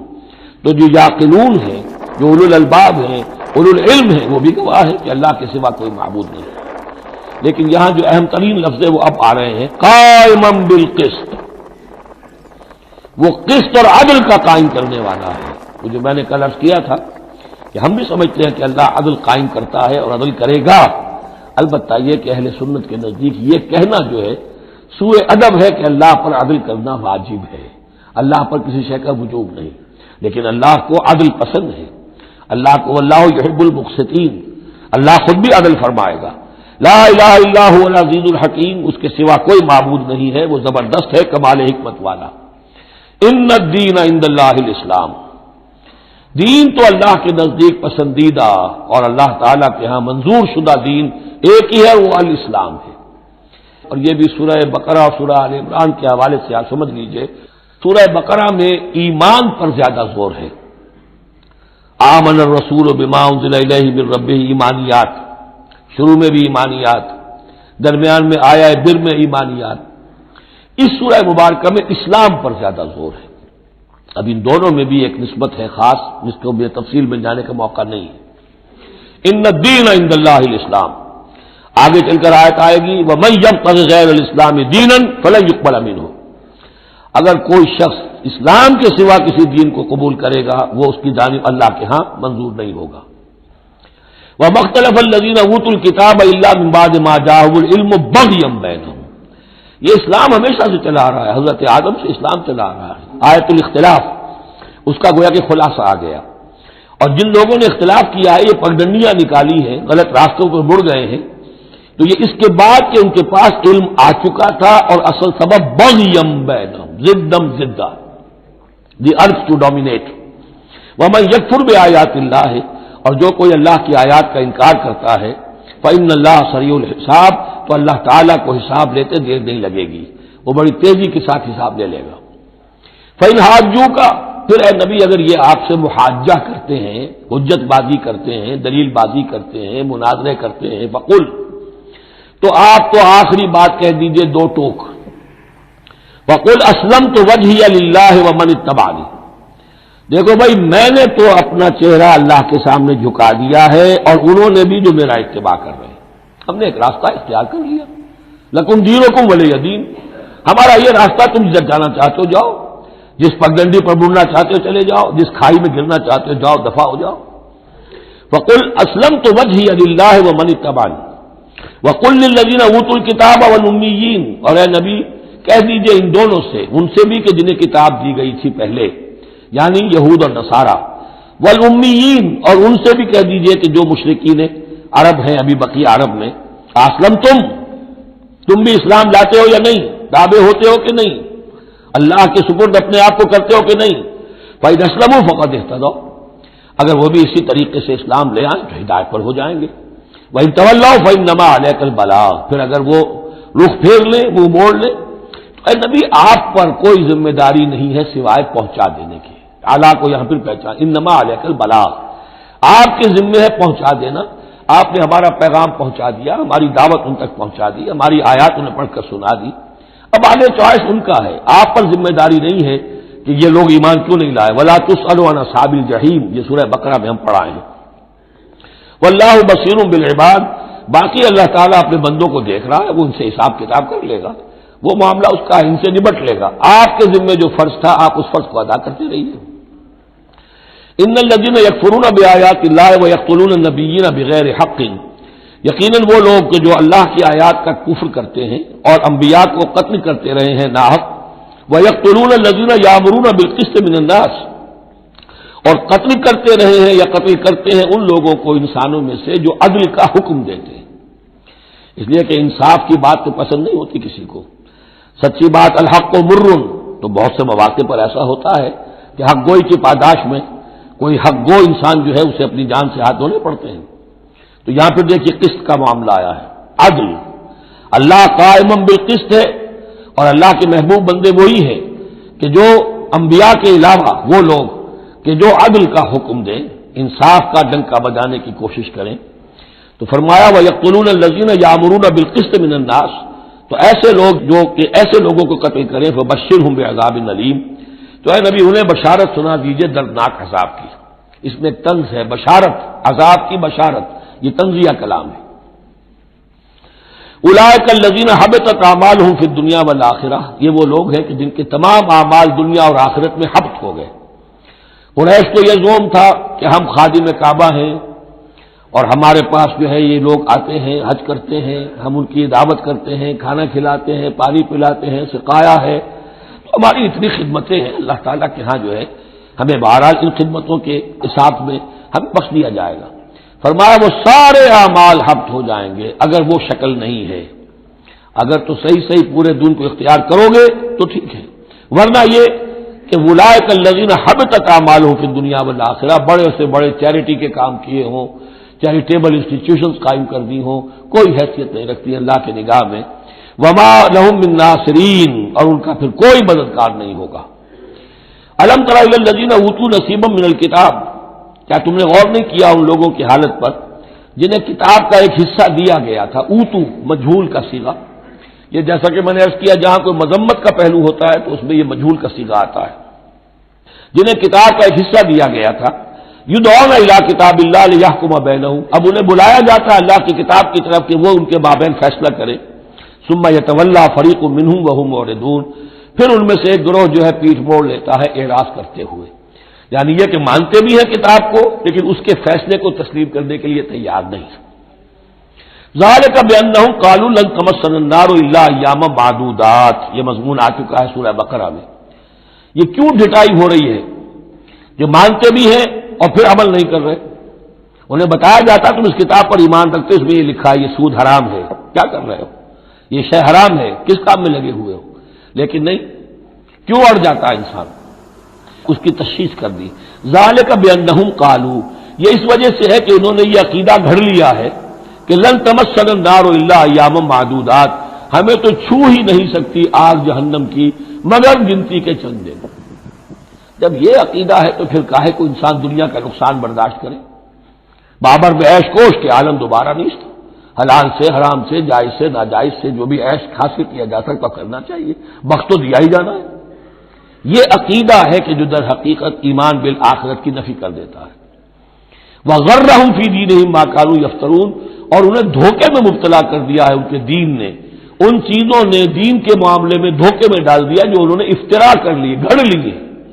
اللہ نے تو کوئی ضمانت نہیں دی تھی، نہ لاؤ تورات لاؤ انجیل لاؤ، کہیں ضمانت نہیں ہے، یہ تو تمہارا من گھڑت عقیدہ ہے، اور اسی کی وجہ سے دین کے اندر تم اب بد دین یا بے دین ہو گئے ہو۔ فَكَيْفَ إِذَا جَمَعْنَاهُمْ لِيَوْمٍ لَا رَيْبَ فِيهِ، تو کیا حال ہوگا اس دن، اس وقت وہ یہ بڑھ چڑھ کر باتیں بنا رہے ہیں، زبان درازیاں کر رہے ہیں، کیا ہوگا اس دن جب کہ ہم انہیں جمع کریں گے لِيَوْمٍ لَا رَيْبَ فِيهِ، اس دن جس دن کے بارے میں کوئی شک نہیں، وَوُفِّيَتْ كُلُّ نَفْسٍ مَا كَسَبَتْ، اور پھر ہر ذی نفس کو، ہر جان کو، ہر انسان کو پورا دے دیا جائے گا جو کچھ اس نے کمائی کی ہوگی، وَهُمْ لَا يُظْلَمُونَ، اور ان پر کوئی زیادتی نہیں ہوگی۔ اب اس کے بعد پھر ایک بڑی عظیم دعا آ رہی ہے، اس سورہ مبارکہ میں دعائیں بہت ہیں، یہ بھی بہت عظیم دعا ہے، اور یہ تو باقاعدہ تلقین کر کے کہا گیا ہے، کہیں تو ایسا ہوتا ہے لوگ ایسے دعا کرتے ہیں، یہاں ہے قل اللہم مالک الملک، کہو اے اللہ جو تمام بادشاہت کا مالک ہے، مالک الملک ہے، کل ملک اس کے اختیار میں ہے، تؤتی الملک من تشاء، تو حکومت اور اختیار دیتا ہے جس کو چاہتا ہے، وتنزع الملک ممن تشاء، اور سلطنت چھین لیتا ہے جس سے چاہتا ہے، وتعز من تشاء، اور تو عزت دیتا ہے جس کو چاہتا ہے، وتذل من تشاء، اور تو ذلیل کر دیتا ہے جس کو چاہے، بیدک الخیر، تیرے ہاتھ میں سب خوبی ہے، اس کے دونوں معنی ہیں، کل خیر خوبی تیرے ہاتھ میں ہے، دوسرے تیرے ہاتھ میں خیر ہی خیر ہے، بسا اوقات انسان جسے اپنے لیے شر سمجھ بیٹھتا ہے وہ بھی اس کے لیے خیر ہوتا ہے، آسان تحبوا شیئا وهو شر لکم وآسان تکرہوا شیئا وهو خیر لکم، انک علی کل شیء قدیر، یقیناً تو ہر چیز پر قادر ہے، تولج اللیل فی النہار، تو رات کو لے آتا ہے دن میں پرو کر، وتولج النہار فی اللیل، اور پھر دن کو نکال لاتا ہے رات میں سے پرو کر، وتخرج الحی من المیت، اور تو نکالتا ہے زندہ کو مردہ سے، وتخرج المیت من الحی، اور تو نکالتا ہے مردہ کو زندہ سے۔ اس کی بہترین مثال مرغی اور انڈا، مرغی میں جان نہیں ہے لیکن اسی میں سے چوزا برآمد ہوتا ہے، زندہ ہے، اور وہ مرغی جو ہے وہی انڈا دے رہی ہے، تو گویا کہ اللہ تعالیٰ کے ہاں وہ چیز چل رہی ہے، تخرج الحی من المیت وتخرج المیت من الحی، وترزق من تشاء بغیر حساب، اور تو دیتا ہے جس کو چاہتا ہے بے حد و حساب، لا يتخذ المؤمنون الکافرین اولیاء من دون المؤمنین، اہل ایمان نہ بنائیں اپنے دوست کافروں کو اولیاء، ایسا دوست جو قلبی دوست ہو، جو رازدار بھی ہو جاتے ہیں، پشت پناہ بھی ایک دوسرے کے سمجھے جاتے ہیں، یہ تعلق کفار کے ساتھ اختیار کرنے کی اجازت نہیں ہے۔ ایک اچھا رویہ ہو، ظاہری مدارات ہوں، آپ ان سے اچھے کلچر طریقے پر بات کریں، تہذیب کے ساتھ، یہ اور بات ہے، لیکن دلی محبت، قلبی رشتہ، جذباتی تعلق، ان کی ایک ایسے باہمی مدد کا ایک رشتہ قائم کر لینا، پشت پناہ ہونے کا رشتہ بنا لینا، اس کی اجازت نہیں ہے۔ لا يتخذ المؤمنون الکافرین اولیاء من دون المؤمنین، اہل ایمان کو چھوڑ کر ان کے ساتھ یہ رشتہ قائم کرنا اللہ کو پسند نہیں۔ ومن یفعل ذلک فلیس من اللہ فی شیء، اور جو کوئی بھی یہ حرکت کرے گا پھر اس کا اللہ کے ہاں کوئی مقام نہیں ہوگا، کوئی رشتہ اللہ کا پھر اس کے ساتھ نہیں رہے گا۔ اللہ کے دشمنوں کے ساتھ تمہاری دوستی ہے تو ظاہر بات ہے کہ پھر اللہ کے ساتھ تمہارا کوئی تعلق نہیں رہا۔ الا ان تتقوا منہم تقا، سوائے یہ کہ تم ان سے بچاؤ کرنا چاہو، بچاؤ کے لیے بعض اوقات ایسے حالات ہوتے ہیں کہ کھلے مقابلے کا بھی موقع نہیں ہے، تو آپ طرح دے رہے ہیں، آپ وقت جو ہے یو آر بائنگ ٹائم، تو اس میں کوئی ظاہری خاطر مدارات کا مسئلہ بھی ہو جائے تو کوئی حرج نہیں ہے، لیکن یہ کہ مستقل واقعی قلبی محبت قائم کر لینا یہ جائز نہیں ہے۔ ویسے یہ کہ اسی پھر آیت کے اسی الفاظ کو ہمارے ہاں اہل تشیع نے تقیہ کی جڑ بنا دیا ہے، لیکن انہوں نے اسے پہنچا دیا اس حد تک کہ جھوٹ بھی بولو، اپنے عقائد بھی چھپا لو، اور اس کے لیے دلیل یہاں سے لاتے ہیں، لیکن یہ بالکل ایک دوسری شکل ہے کہ یہ صرف ایک ظاہری مدارات کی حد تک، ایک حد تک، یہ نہیں کہ آپ جھوٹ بولنے پر آ جائیں اور آپ ایک چیز کو چھپانے پر آ جائیں، بس یہ ہے کہ آپ اس وقت تک جیسے ہم پڑھ چکے ہیں سورہ بقرہ میں کہ اگرچہ یہ یہودی جو ہیں ان کے دلوں کے اندر آگ بھری ہوئی ہے تمہارے خلاف، لیکن یہ فصفحوا فاعفوا واصفحوا، ابھی ذرا درگزر کرتے رہو، ابھی فوری طور پر ان کے ساتھ جو ہے معاملہ کوئی مقابلے وغیرہ کا شروع کرنا مناسب نہیں۔ اس حد تک مسئلہ بینی تو صحیح ہے، لیکن یہ نہیں کہ جھوٹ بولا جائے معاذ اللہ۔ وَيُحَذِّرُكُمُ اللَّهُ نَفْسَهُ، اور اس میں بھی اب اور نرمی کر دی، اللہ تمہیں ڈراتا ہے اپنے آپ سے، اللہ سے ڈرو، یعنی کسی اور سے ڈر کر خواہ صرف خاطر مدارات کر لینا بھی صحیح نہیں ہے، لیکن یہ کہ بہرحال ضرورت ہے، کسی وقت مصلحت ہے تو کرو، لیکن یہ کہ اصل تمہارے دل میں خوف اللہ کا رہنا چاہیے۔ وَإِلَى اللَّهِ الْمَصِيرُ، اور اللہ ہی کی طرف تمہیں لوٹ جانا ہے۔ قُلْ إِن تُخْفُوا مَا فِي صُدُورِكُمْ وَتُبْدُوهُ يَعْلَمُهُ اللَّهُ، یہ پھر وہی آیت آ گئی ہے جو سورہ بقرہ کے آخر میں آئی تھی، لِلَّهِ مَا فِي السَّمَاوَاتِ وَمَا فِي الْأَرْضِ وَإِن تُبْدُوا مَا فِي أَنفُسِكُمْ أَوْ تُخْفُوهُ يُحَاسِبْكُم بِهِ اللَّهُ، یہاں فرمایا قُلْ إِن تُخْفُوا مَا فِي صُدُورِكُمْ، کہہ دیجئے کہ اگر تم چھپاؤ جو کچھ کہ تمہارے سینوں میں ہے، اور تبدوہ، یا تم اسے ظاہر کر دو، یعلمہ اللہ، اللہ تعالیٰ اس کو جانتا ہے۔ تمہارے ظاہر کرنے چھپانے سے اللہ سے کوئی تعلق نہیں ہے، ایک دوسرے سے چھپا سکتے ہو، ظاہر کر سکتے ہو، اللہ سے نہیں۔ وَيَعْلَمُ مَا فِي السَّمَاوَاتِ وَمَا فِي الْأَرْضِ، اور وہ جانتا ہے جو کچھ کے آسمانوں میں اور زمین میں ہے۔ وَاللَّهُ عَلَىٰ كُلِّ شَيْءٍ قَدِيرٌ، اور اللہ تعالیٰ ہر چیز پر قادر ہے۔ یوم تجد کل نفس ما عملت من خیر محضرا، اس دن کا تصور کرو جس دن ہر جان، ہر نفس موجود پائے گا، حاضر کیا ہوا پائے گا ہر وہ عمل جو اس نے کیا ہوگا۔ وَمَن يَعْمَلْ مِثْقَالَ ذَرَّةٍ خَيْرًا يَرَهُ وَمَن يَعْمَلْ مِثْقَالَ ذَرَّةٍ شَرًّا يَرَهُ يَوْمَ تَجِدُ كُلُّ نَفْسٍ مَا عَمِلَتْ مِنْ خَيْرٍ مُحْضَرًا وَمَا عَمِلَتْ مِنْ سُوءٍ، جو نیکی کی ہوگی اسے بھی موجود پائے گا، اور جو بڑی کمائی ہوگی وہ بھی موجود پائے گا۔ تود لو ان بینہا وبینہ امدا بعیدا، اور ہر جان یہ چاہے گی، ہر انسان یہ چاہے گا کہ کاش میرے اور میرے اعمال نامے کے درمیان بڑا فاصلہ آ جائے، میں اسے دیکھوں بھی نہ، میری نگاہ بھی اس پر نہ پڑے۔ وَيُحَذِّرُكُمُ اللَّهُ نَفْسَهُ، اور اللہ ڈرا رہا ہے تمہیں اپنے آپ سے، یعنی تقویٰ رکھنا ہے تو اس کا کرو، ڈرنا ہے تو اس سے ڈرو، خوف کھانا ہے تو اس سے کھاؤ۔ وَاللَّهُ رَءُوفٌ بِالْعِبَادِ، اور اللہ تعالیٰ اپنے بندوں کے حق میں بہت شفیق ہے، یعنی یہ وارننگ سے اسی لیے دے رہا ہے کہ تمہاری عاقبت برباد نہ ہو، بار بار سمجھا رہا ہے۔ قُلْ إِن كُنتُمْ تُحِبُّونَ اللَّهَ، یہ آیت بہت معروف بھی ہے، مسلمانوں کو پسند بھی ہے، ہمارے ہاں جو واعظ ہوتے ہیں، تقاریر ہوتی ہیں تو اس کے اندر بہت کثرت سے کوٹ ہوتی ہے۔ قُلْ إِن كُنتُمْ تُحِبُّونَ اللَّهَ فَاتَّبِعُونِي يُحْبِبْكُمُ اللَّهُ، اے نبی کہہ دیجئے کہ اگر تم لوگ چاہتے ہو کہ اللہ سے محبت کرو اگر تم اللہ سے محبت کرتے ہو فاتبعونی، تو میری پیروی کرو، میرا اتباع کرو، یحببکم اللہ، اللہ تم سے محبت کرے گا، ویغفر لکم ذنوبکم، اور تمہارے گناہ بخش دے گا، واللہ غفور الرحیم، اور اللہ غفور الرحیم ہے۔ قل اطیعوا اللہ والرسول، کہہ دیجئے اطاعت کرو اللہ کی اور اس کے رسول کی، فإن تولوا فإن اللہ لا يحب الکافرین، اور اگر وہ پیٹھ موڑ لے تو اللہ کو ایسے کافر پسند نہیں ہے۔ یہ دو آیتیں اس اعتبار سے بڑی اہم ہیں کہ اس میں رسول کے لیے دو الفاظ آئے ہیں، اطاعت اور اتباع۔ اطاعت اگر نہیں ہے تو کفر ہو گیا، اطاعت تو لازم ہے، لیکن اطاعت کس چیز میں ہوتی ہے؟ جو حکم دیا ہے یہ کرو، آپ کو کرنا ہے۔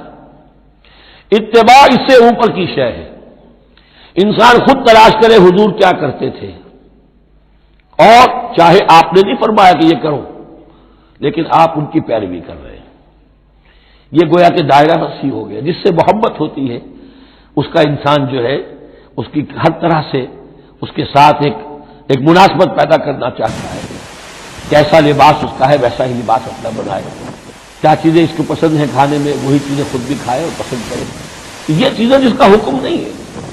جیسے کہ ایک صحابی کا واقعہ آتا ہے کہ وہ ایک مرتبہ آئے اور انہوں نے اس وقت یہ دیکھا، ایک ہی مرتبہ آئے ہوں گے کہیں باہر سے بدو صحابی کہ حضور کے کرتے کے بٹن لگے ہوئے نہیں تھے، انہوں نے ساری عمر پھر اپنے کرتے کے بٹن نہیں لگائے، حضور نے حکم تو نہیں دیا تھا، دیکھا یہ کہ محمد اس شان میں تھے اس وقت، تو پھر اس کے بعد اسی کو لازم کر لیا۔ اس اتباع میں یہ بات بھی آ جائے گی کہ اگر کہ دین کے کچھ تقاضے ایسے ہیں کہ جس درجے میں محمد الرسول اللہ صلی اللہ علیہ وسلم نے ان کو پورا کیا اس درجے میں پورا کرنا کسی انسان کے بس میں نہیں، پھر بھی اس کی کوشش کرتے رہنا یہ اتباع کا تقاضا ہے۔ مثلا حضور نے کوئی مکان نہیں بنایا، حضور نے کوئی جائیداد نہیں بنایا، حضور نے جیسے ہی وحی کا آغاز ہوا کوئی دنیاوی کام نہیں کیا، کوئی تجارت نہیں کی، ایک ایک لمحہ اپنی توانائی کی ایک رمق وہ لگا دی کس کام کے لیے؟ اللہ کے دین کی دعوت اور اللہ کے دین کی اقامت، اس کو قائم کرنے کے لیے۔ اب سب کے لیے تو اس مقام تک تو پہنچنا مشکل ہے، لیکن یہ کہ آئیڈیل یہ رہے، اسی کی طرف انسان چلنے کی کوشش کرتا رہے، میکسیمم جتنا بھی اپنا وقت فارغ کرے، اپنے وسائل فارغ کرے اور لگا اس کام کے اندر، تو اتباع کا جو ہے کم سے کم تقاضا اس وقت پورا ہوگا۔ ہاں جو حکم جو دیا گیا یہ حلال ہے، یہ حرام ہے، یہ فرض ہے، یہ واجب ہے، اس کا تو اگر معاملہ اس کی پیروی نہیں ہو رہی تو پھر تو وہ کفر ہے، لیکن اتباع اگر آپ کر رہے ہیں تو اتباع جو ہے وہ پھر اللہ کا محبوب بن جانا ہے۔ اگر تم اللہ سے محبت کرتے ہو تو میرا اتباع کرو، میری پیروی کرو، دیکھو میں کیا کر رہا ہوں، میرے کیا شب و روز ہیں، کن کاموں میں میری توانائیاں لگ رہی ہیں، کیا دلچسپیاں ہیں میری دنیا کے اندر، ان چیزوں کے اندر تم میری پیروی کرو۔ فاتبعونی یحببکم اللہ، تم اللہ کے محب نہیں محبوب بن جاؤ گے، واللہ غفور الرحیم، اور اللہ غفور الرحیم ہے۔ باقی دوسرا درجہ جو نچلا ہے، قل اطیعوا اللہ والرسول، اطاعت تو اللہ اور اس کے رسول کی کرنی ہی کرنی ہے، فإن تولوا، اور اگر اس اطاعت سے بھی موڑے، فإن اللہ لا يحب الکافرین، تو اللہ کو ایسے کافر تو پسند نہیں ہے، کیونکہ پھر اطاعت رسول کا انکار تو کفر ہو گیا۔ یہاں وہ پہلا حصہ جو ہے نصف اول کا ثلث اول، یعنی نصف اول جو ہے سورہ مبارکہ کا میں نے عرض کیا تھا کہ اس میں پہلی آیات 32 ہیں، جنرل ہیں، تمہیدی ہیں، دین کے بڑے جو گہرے اصول ہیں وہ ہیں، دعائیں تلقین کی گئی ہیں، محکمات اور متشابہات کا فرق واضح کیا گیا ہے، لیکن اب دوسرے حصے میں سارا خطاب جو ہے وہ براہ راست عیسائیوں سے ہے، اور انہیں بتانا یہ ہے کہ حضرت عیسیٰ کو جو تم نے معبود بنا لیا، یا تو تثلیث کی شکل دے دی ٹرینٹی، یا گاڈ انکارنیٹ بنا دیا، تثلیثیں بھی دو طرح کی رہی ہیں، اللہ بھی اور مریم بھی اور عیسیٰ بھی، اور دوسری تثلیث جو ہے جو اب دنیا میں عام ہے وہ ہے اللہ اور روح القدس اور حضرت عیسیٰ۔ تو یہ جو تثلیثیں تم نے ایجاد کر لی کہ کوئی بنیاد نہیں ہے، یہ تمہاری کج روی ہے، تم نے غلط شکل اختیار کی ہے۔ عیسیٰ علیہ السلام بہت برگزیدہ پیغمبر تھے، ہاں ان کی ولادت معجزانہ طریقے پر ہوئی ہے، لیکن اگر ان کی ولادت معجزانہ طریقے پر ہوئی ہے تو ان سے متصلاً قبل یحییٰ کی جو ولادت ہوئی ہے وہ بھی معجزانہ ہوئی ہے، وہ بھی کوئی کم معجزہ نہیں تھا۔ تو معجزہ، اور پھر آدم کی جو ولادت ہوئی ہے، آدم کو جو پیدا کیا اللہ نے، تو ظاہر بات ہے کہ وہ اپنی جگہ پر جہاں سے نسل انسانی کا آغاز ہوا، تو تو یہی بات اگر دلیل ہو جائے الوہیت کی تو یہ تو پھر آدم کو بھی الہ مانو اور یحییٰ کو بھی الہ مانو. تو ساری بحث اس پر ہو رہی ہے. ان اللہ اصطفیٰ آدم و نوحا وآل ابراہیم وآل عمران علی العالمین. یقیناً اللہ نے چن لیا آدم کو اور نوح کو اور آل ابراہیم کو اور آل عمران کو تمام جہان والوں پر. تمام جہانوں پر نہیں، تمام جہان والوں پر. حضرت آدم علیہ السلام کا بھی استفاء ہوا ہے. اس میں کچھ ان لوگوں کے لیے دلیل بنتی ہے جو سمجھتے ہیں کہ یہ تخلیق آدم ہے، اس میں پہلے کچھ اسپیشیز وجود میں آئی تھی اور اس اسپیشیز اس نوع کے ایک فرد کو اللہ نے چن کر اس میں پھر اپنی روح پھونکی ہے تو وہ آدم بن گئے. تو وہ بھی سلیکٹڈ تھے. استفاء کے معنی ہوتا ہے کسی میں سے چن لینا. بہرحال ایک عام معنی بھی ہو جاتے ہیں، پسند کر لینے کے معنی بھی ہو سکتے ہیں. ان اللہ اصطفیٰ آدم و نوحا، اور پھر نوح کو پسند کیا، آل ابراہیم، ابراہیم کے گھر کو، ان کے خاندان کو، وآل عمران. عمران جو ہے بنی اسرائیل کی تاریخ میں دو عظیم شخصیتوں کے نام ہیں. ایک تو حضرت موسیٰ کے والد کا نام بھی عمران تھا اور ایک حضرت مریم کے والد کا نام بھی عمران تھا. حضرت عیسیٰ کے نانا عمران ہوئے اور حضرت موسیٰ کے والد عمران تھے. یہاں پہ غالباً حضرت موسیٰ کے والد مراد ہیں، لیکن چونکہ آگے سارا معاملہ حضرت مریم کا آ رہا ہے تو شاید عین ممکن ہے کہ یہاں پر اشارہ ان کے نانا کی طرف ہو. ذریۃ بعضھا من بعض، اور یہ سب جو ہے ایک دوسرے کی نسل سے ہیں، ایک دوسرے کی اولاد سے ہیں. نوح حضرت آدم کی اولاد سے ہیں، ابراہیم حضرت نوح کی اولاد سے ہیں، پھر ان کے پورا خاندان بنی اسماعیل بنی اسرائیل یہ ان کی اولاد میں سے ہیں. واللہ سمیع علیم، اللہ سمیع اور علیم ہے. اس قالت امرأۃ عمران رب انی نذرت لک ما فی بطنی محررا فتقبل منی. اب یہ جو عمران کی بیوی ہیں یعنی حضرت مریم کی والدہ، یہ بہت نیک عورت تھی، بہت ہی متقی، نیک، زاہد. ان کو حمل ہوا تو انہوں نے پروردگار سے ایک منت مانی، نذر مانی. رب انی نذرت لک ما فی بطنی، جو میرے پیٹ میں جو بھی بچہ اے اللہ تو پیدا فرما رہا ہے میں تیری ہی نظر کرتی ہوں. یعنی دنیاوی کوئی ذمہ داریوں کا بوجھ اس پر نہیں ہم ڈالیں گے اور ہیکل کی خدمت کے لیے، دین کی خدمت کے لیے، تورات کی خدمت کے لیے اس کو وقف کر دیں گے. ہم اپنا بھی کوئی بوجھ ان پر نہیں ڈالیں گے اس توقع میں کہ اللہ بیٹا عطا کرے گا. محررن کے مطلب ہے اسے آزاد کر دیں گے، تحریر آزاد کر دینا، حر سے، کہ کوئی ذمہ داری اس پر نہیں ہوگی، اسے ہم خالص کر دیں گے تیرے دین کی خدمت کے لیے اور ہیکل کی خدمت کے لیے. فتقبل منی، تو اے اللہ میری اس نظر کو تم قبول کرنا، بے شرط قبول عطا کرنا. انک انت السمیع العلیم، یقیناً تو سب کچھ سننے والا اور سب کچھ جاننے والا. فلما وضعتها قالت رب انی وضعتها انثی. اب جب وضع حمل ہوا تو پھر اس نے کہا اے اللہ یہ تو میں ایک بیٹی جن گئی ہوں، یعنی میری تو یہاں بیٹی ہو گئی ہے. میں تو بیچ بچی کے بیٹا آئے گا تو اس کو جو ہے میں وقف کر دوں گی. اس وقت تک ہیکل کے خادموں میں کسی خاتون کو، لڑکی کو قبول نہیں کیا جاتا تھا. واللہ عالم بما وضعت، اللہ فرما رہا ہے کہ اللہ بہتر جانتا تھا کہ کیا اس نے جنا ہے. اسے کیا پتا کیسی بیٹی جنی ہے. ولیس الذکر کالانثی، اور کہاں ہوگا کوئی بیٹا اس بیٹی جیسا. اس کے دونوں معنی کیے گئے. ایک تو ایسا کہ یہ گویا کہ قول مانا جائے حضرت مریم کی والدہ کا کہ لڑکا تو لڑکی کی طرح نہیں ہوتا، اب لڑکا ہوتا تو میں اسے خدمت کے لیے وقت کر دیتی، یہ تو لڑکی ہو گئی. اور ایک یہ بھی ہے کہ اللہ کی طرف سے اس کو مانا جائے واللہ عالم بما وضعت ولیس الذکر کالانثی، کوئی بیٹا ایسا ہو ہی نہیں سکتا جیسی بیٹی تمہیں دی ہے. وانی سمیتھا مریم، اور وہی اب ان کا کلام شروع ہوا ان کی والدہ کا مریم کی، میں نے اس کا نام مریم رکھا ہے. وانی اعیذھا بک، اور اے اللہ میں اسے تیری پناہ میں دیتی ہوں. وذریتھا، اور جو بھی اس کی اولاد ہو، نسل ہو، اس کو بھی تیری پناہ میں دیتی ہوں من الشیطان الرجیم، مردود شیطان کے حملے سے. کہ اللہ ان کو، مریم کو بھی اور اس کی آنے والی اولاد کو بھی تو بہت ہی اپنی حفاظت میں رکھیو، شیطان سے بچائیو.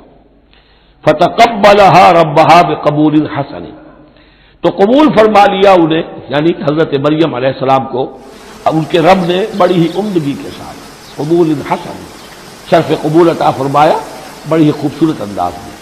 وانبتها نباتا حسنا، اور ان کی پرورش کی بہت ہی عمدہ طریقے پر، بہت اعلیٰ طریقے پر. وکفلها زکریا، اور ان کو کفالت میں دے دیا، تربیت میں دے دیا حضرت زکریا کی. یہ حضرت زکریا جو ہیں یہ خالو تھے حضرت مریم کے خالو، تو ہم ان کی تحویل میں، اور وہ اس وقت کے چیف کاہن تھے، chief priest of the temple, ہیکل سلیمانی کے وہی نبی بھی تھے اور وہی وہاں کے سب سے بڑے جو ہیں، جو آج کل ہم سمجھتے ہیں مجاور وغیرہ، تو وہ مقام ان کا کاہنوں کا ہوتا تھا۔ وَكَفَّلَهَا زَكَرِيَّا كُلَّمَا دَخَلَ عَلَيْهَا زَكَرِيَّا الْمِحْرَابَ، جب کبھی بھی زکریا ان کے پاس جاتے تھے محراب میں، وجد عندها رزقا، وہ دیکھتے تھے محراب حجروں کی شکل کے اندر جو جیسے بنے ہوتے ہیں مسجدوں کے ساتھ، تو ایسے ایک حجرہ ان کو دے دیا گیا کہ یہ اللہ کے لیے نذر کی گئی ہے اور ان کو قبول کر لیا گیا ہے، اب ان کے لیے یہاں پر یہ حجرہ ہے، اس میں وہ رہتی ہے۔ لیکن جب بھی وہ حجرے میں جاتے تھے تو دیکھتے تھے ان کے پاس کھانا، میوے رکھے ہیں بغیر موسم کے، اور بعض لوگوں کی رائے یہ بھی ہے کہ یہاں سے مراد مادی کھانا نہیں ہے بلکہ علم و حکمت، کہ جب حضرت زکریا ان سے بات کرتے تھے تو یہ کہ انہیں حیران رہ جاتے تھے کہ اس لڑکی کو یہ اس قدر حکمت کہاں سے مل گئی، اتنی معرفت کہاں اس کو حاصل ہوئی۔ قال یا مریم انا لک ھذا، وہ پوچھتے اے مریم یہ تمہیں کہاں سے چیزیں ملتی ہیں، یہ کھانے کہاں سے آ جاتے ہیں، یہ بے موسمی پھل کہاں سے آ جاتے ہیں، یا یہ علم و حکمت کی باتیں تمہیں کیسے معلوم ہوتی ہیں؟ قالت هو من عند اللہ، تو وہ کہتی تھی یہ سب اللہ کی طرف سے ہے، اس کا فضل ہے، اس کا کرم ہے۔ ان اللہ یرزق من یشاء بغیر حساب، یقیناً اللہ تعالیٰ جس کو چاہتا بغیر حساب عطا کرتا ہے۔ ہنالک دعا زکریا ربہ، ہنالک یہ بالکل اس طرح سے دیر اینڈ ڈن، جب یہ مشاہدہ ہوا حضرت زکریا کو تو انہوں نے بھی ایک دعا کی اپنے پروردگار سے، ہنالک دعا زکریا ربہ قال رب هب لي من لدنك ذرية طيبة، اے اللہ مجھے بھی بڑی کوئی پاکیزہ اولاد عطا کر دے۔ بہت بوڑھے ہو چکے تھے، ان کی اہلیہ جو ہے وہ بھی بہت بوڑھی ہو چکی تھی، ضعیفہ تھی، اور ساری عمر بانج رہی تھی، لاولد تھے۔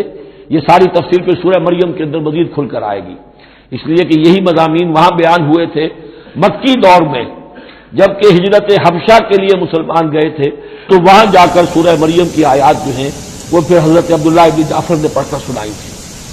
اس مناسبت سے یہ مضامین آپ کو سورہ مریم میں بھی ملیں گے۔ ساری عمر بوڑھے رہے اور بے اولاد رہے، لیکن اب وہ ایک دبی ہوئی خواہش چنگاری وہ بھڑک اٹھی، اے اللہ اس بچی کو تو یہ کچھ دے سکتا ہے، تو تیری قدرت ہے مجھے بھی ذریۃ طیبہ پاکیزہ اولاد عطا فرما، انک سمیع الدعاء، یقیناً تو دعا کا سننے والا ہے۔ فنادت الملائکۃ، تو فرشتوں نے انہیں پکار کر کہا، ندا کی، وہو قائم یصلی فی المحراب، اور وہ کھڑے ہوئے نماز پڑھ رہے تھے اپنی محراب میں، ان کا بھی حجرہ تھا۔ ان اللہ یبشرک بیحییٰ، اللہ تعالیٰ تمہیں بشارت دیتا ہے زکریا یحییٰ کی، مصدقا بکلمۃ من اللہ، جو تصدیق کرے گا ایک ایسے شخص کی جو اللہ کا خاص کلمہ ہوگا، یعنی حضرت عیسیٰ، کلمۃ منہ، یہ بعد میں باتیں آئیں گی۔ وہ سیدن، اور سردار ہوگا، وہ حسورن، اور تجرد کی زندگی گزارے گا، وہ نبی من الصالحین، اور نبی ہوگا صالحین میں سے۔ یہاں نوٹ کر لیجئے کہ آخری مدح کا لفظ جو حضرت یحییٰ کے لیے آیا ہے وہ نبی ہے، نبی من الصالحین۔ قال رب انا یکون لی غلام، ابھی خود دعا کر رہے تھے لیکن غالباً اس کی بڑی توثیق چاہ رہے ہیں اللہ سے، ری ایشورنس۔ کہا پروردگار میرے ہاں کیسے بیٹا ہو جائے گا، وقد بلغنی الکبر، جبکہ میں انتہائی بوڑھا ہو چکا ہوں، وامرأتی عاقر، اور میری بیوی جو ہے بانج رہی ہے۔ قال کذلک اللہ یفعل ما یشاء، تو انہوں نے کہا کہ اللہ نے فرمایا کہ اللہ کرتا ہے اسی طرح، یا فرشتوں نے جواب دیا جو چاہتا ہے کرتا ہے، اسے اسباب کی احتیاج نہیں ہے، اسباب اس کے محتاج ہیں، اللہ اسباب کا محتاج نہیں ہے۔ قال رب اجعل لی آیہ، انہوں نے عرض کیا پروردگار میرے لیے کوئی نشانی مقرر کر دے، مجھے معلوم ہو جائے کہ واقعی ایسا ہونا ہے اور واقعی یہ کلام جو میں سن رہا ہوں تیری طرف سے ہے۔ قال آیتک الا تکلم الناس ثلاثۃ ایام الا رمزا، اللہ نے فرمایا کہ اب نشانی یہ ہے تمہارے لیے کہ اب 3 دن تک تم لوگوں سے گفتگو نہیں کر سکو گے سوائے اشارے کنائے کے، یعنی قوت گویائی سلب ہو گئی ان کی، اب وہ بول نہیں سکتے تھے 3 دن تک۔ وَاذْكُرْ رَبَّكَ كَثِيرًا، اپنے دل میں اپنے رب کو یاد کرتے رہو کثرت کے ساتھ۔ وَسَبِّحْ بِالْعَشِيِّ وَالْإِبْكَارِ، اور تسبیح کیا کرو شام کے وقت بھی اور صبح کے وقت بھی۔ وَإِذْ قَالَتِ الْمَلَائِكَةُ يَا مَرْيَمُ إِنَّ اللَّهَ اصْطَفَاكِ۔ اب دیکھیے یہ حضرت زکریا اور حضرت یحییٰ کا قصہ آ گیا کہ بانجھ بوڑھی عورت کے بطن سے شدید ضعیفی کی عمر میں حضرت زکریا کو اللہ نے یحییٰ جیسا بیٹا دے دیا، تو کیا یہ عام قانون کے مطابق ہے؟ یہ بھی تو معجزہ تھا۔ اسی طریقے سے اس سے ذرا بڑھ کر ایک معجزہ ہے کہ جو حضرت مسیح کا ہے کہ وہاں باپ کا معاملہ نہیں ہے۔ فرمایا وَإِذْ قَالَتِ الْمَلَائِكَةُ يَا مَرْيَمُ، اور یاد کرو جب کہ کہا فرشتوں نے اے مریم، إِنَّ اللَّهَ اصْطَفَاكِ وَطَهَّرَكِ وَاصْطَفَاكِ عَلَىٰ نِسَاءِ الْعَالَمِينَ، یقیناً اللہ نے تمہیں چن لیا ہے اور تمہیں خوب پاک کر دیا ہے اور تمہیں چن لیا ہے تمام جہان کی خواتین پر۔ یا مریم اقنتی لربک، اے مریم اب اپنے رب کی فرما برداری کرتی رہو، واسجدی اور سجدہ کیا کرو، ورکعی مع الراکعین اور جھکنے والوں کے ساتھ جھکتی رہا کرو، نماز باجماعت کے اندر شریک ہو جایا کرو۔ ذالک من انباء الغیب نوحی الیک، اور یہ غیب کی خبروں میں سے ہے جو اے محمد ہم آپ کو وحی کر رہے ہیں۔ وما کنت لدیہم، آپ تو ان کے پاس موجود نہیں تھے، اذ یلقون اقلامہم ایہم یکفل مریم، جبکہ وہ اپنے قلم پھینک رہے تھے یہ طے کرنے کے لیے کہ ان میں سے کون ہوگا کہ جو مریم کا کفیل ہوگا، کس کی تربیت میں زیر نگرانی، یعنی اور بھی وہاں پریسٹ تھے، کاہن اور بھی تھے، ان سب میں سے ہر ایک چاہتا تھا کہ یہ بچی جو ہے میری تحویل میں ہو، میں تربیت کروں، جسے اللہ کے نام پر جس طرح وقف کر دیا گیا ہے۔ لیکن یہ کہ جب وہ اس طریقے سے اپنے قلم پھینک کر کچھ جیسے ہوتا ہے کوئی ذائقہ نکالنا یا کسی طرح کا معاملہ تو طے کر رہے تھے، اس میں اللہ نے حضرت زکریا کا نام نکال دیا تھا۔ تو اے نبی اس وقت تو آپ تو وہاں نہیں تھے، وما کنت لدیہم یختصمون، اور نہ آپ اس وقت تھے جبکہ وہ آپس میں جھگڑ رہے تھے۔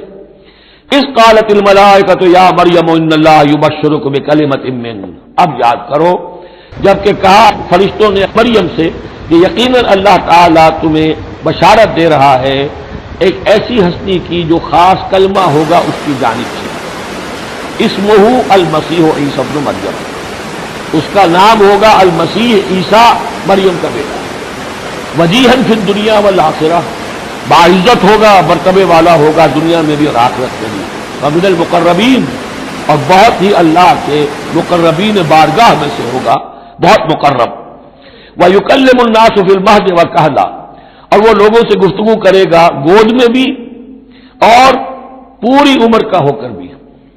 کہولت 40 برس کے بعد آتی ہے اور حضرت مسیح اٹھا لیے گئے، رفع سماوی ہوا 33 برس کی عمر میں، گویا کہ اس آیت کا تقاضا ابھی پورا نہیں ہوا ہے، اور اس سے اندازہ کر لیجیے اس کے کہنے کی ضرورت کیا تھی، پوری عمر کو پہنچ کر تو سبھی بولتے ہیں، اس کا اشارہ کیوں کیا گیا یہاں؟ اس لیے کہ ہمیں معلوم ہو جائے کہ حضرت مسیح پر ابھی موت واقع نہیں ہوئی ہے، بلکہ وہ واپس آئیں گے دنیا میں، دوبارہ اتریں گے، پھر ان کی وہ عمر بھی ہوگی، پھر وہ شادی بھی کریں گے، ان کی اولاد بھی ہوگی، اور ان کے ذریعے سے اللہ تعالیٰ یہ نظام خلافت علی منہاج النبوت کو پوری دنیا میں قائم کرے گا۔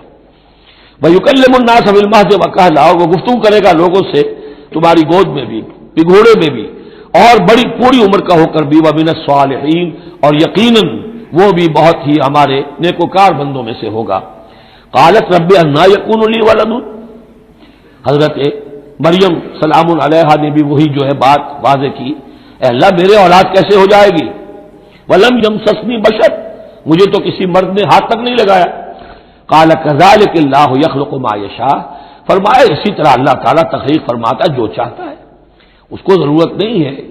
ٹھیک ہے عام ولادت انسانوں کی اسی طرح ہوتی ہے، باپ کا بھی حصہ ہے، ماں کا بھی حصہ ہے، لیکن یہ کہ اللہ تعالیٰ کے لیے کسی بھی شے کی ضرورت نہیں ہے، وہ محتاج نہیں ہے ان اسباب اور وسائل و ذرائع کا، اور جو چاہے کرتا ہے۔ قال کذالک اللہ یخلق ما یشاء اذا قضى امرا فانما يقول له كن فيكون، وہ تو جب کسی شے کا فیصلہ کر لیتا ہے تو بس وہ کہتا ہے ہو جا اور وہ ہو جاتی ہے۔ وَيُعَلِّمُهُ الْكِتَابَ وَالْحِكْمَةَ، اور وہ اللہ تعالیٰ اسے سکھائے گا کتاب بھی اور حکمت بھی، وَالتَّوْرَاةَ وَالْإِنْجِيلَ، اور تورات بھی اور انجیل بھی، وَرَسُولًا إِلَىٰ بَنِي إِسْرَائِيلَ، اور وہ رسول بن کر آئیں گے اسرائیل کی طرف۔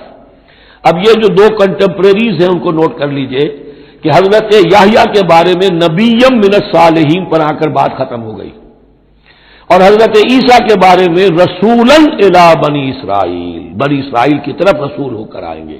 حضرت یحییٰ صرف نبی تھے اسی لیے وہ قتل بھی کر دیے گئے، حضرت عیسیٰ رسول تھے، رسول قتل نہیں ہو سکتے، اسی لیے ان کو زندہ آسمان پر اٹھا لیا گیا۔ یہ بہت اہم مضمون ہے کہ جو یہاں بھی آپ کو سمجھ لینا چاہیے۔ ان کے بعد معجزات کا تذکرہ ہے، وہ انشاءاللہ اب اگلی نشست میں پڑھیں گے۔ بارک اللہ لی و لکم فی القرآن العظیم و نفعنی و ایاکم بالآیات والذکر الحکیم۔